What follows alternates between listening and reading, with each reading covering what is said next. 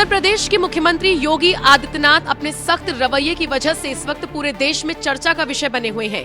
पिछले 6-7 साल से यूपी की जनता उनका कार्यकाल देख रही है और किस तरीके से कानून व्यवस्था दिन पर दिन दुरुस्त होती जा रही है, इसका अंदाजा भी अब हर किसी को लग गया है।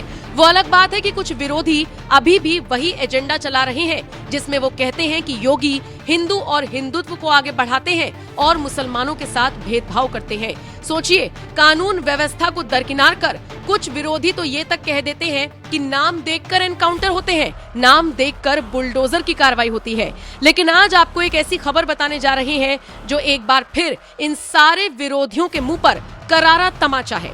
आप जानते ही हैं कि यूपी के गाजियाबाद से सोशल मीडिया पर एक वीडियो वायरल हुआ। इसमें झुग्गियों में रहने वाले लोगों को बांग्लादेशी बताकर एक शख्स पीट रहा था। इस पूरे मामले में हिंदू रक्षा दल के अध्यक्ष भूपेंद्र चौधरी उर्फ पिंकी और हरिओम सिंह को यूपी पुलिस ने गिरफ्तार कर लिया है और इसी के साथ इन पर राष्ट्रीय सुरक्षा कानून यानी कि रासुका लगाए जाने की तैयारी है। अब जरा बताइए, पिंकी चौधरी उर्फ भूपेंद्र चौधरी हो या हरिओम सिंह हो, क्या ये किसी समुदाय विशेष से ताल्लुक रखते हैं? नहीं, ये उसी धर्म से आते हैं जिसको बढ़ावा देने का योगी पर आरोप लगता है। लेकिन जब बात आई सही और गलत की, तो योगी ने हमेशा की तरह सही को चुना और सारे एजेंडा धारियों को धराशायी कर दिया। वैसे आपको ये भी बता दें कि खुद अखिलेश यादव ने भी इस मुद्दे को उठाया था और ऐसे में जब अब कार्रवाई हुई है तो कहा जाने लगा है कि योगी ने अखिलेश की बात को मान लिया है। दरअसल अखिलेश यादव ने इस पूरे मामले में पोस्ट करते हुए लिखा था, कानून हाथ में लेने का अधिकार तो सरकार को भी नहीं है, फिर उनके संगी साथी गुर्गों को कैसे हो सकता है। इस हिंसक मामले में माननीय न्यायालय से स्वतः संज्ञान लेने का आग्रह है। आशंका की शिकायत होनी चाहिए, मनमानी हिंसा नहीं।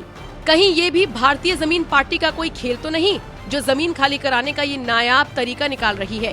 इसके अलावा समाजवादी पार्टी के अध्यक्ष ने ये भी कहा था, ऐसी घटनाओं से उत्तर प्रदेश की छवि खंडित हो रही है। देश की राजधानी के इतने करीब घंटे इस कुकृत्य के इस पक्ष की भी जांच हो कि कहीं ये सब आपस में लड़ते दो पक्षों के बीच की लड़ाई का परिणाम तो नहीं।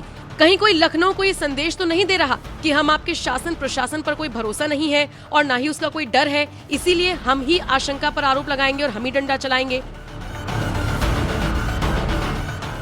बहरहाल जिस तरीके से अखिलेश यादव ने सवाल उठाए थे, उसके कुछ ही घंटे बाद योगी की पुलिस ने ये कड़ा एक्शन ले लिया और इन हिंदुओं पर जिन्होंने मुस्लिमों को बांग्लादेशी बताकर इन पर लाठीचार्ज किया था, इनको गिरफ्तार कर लिया और इनके खिलाफ रासुका लगाने की तैयारी भी कर ली गई है।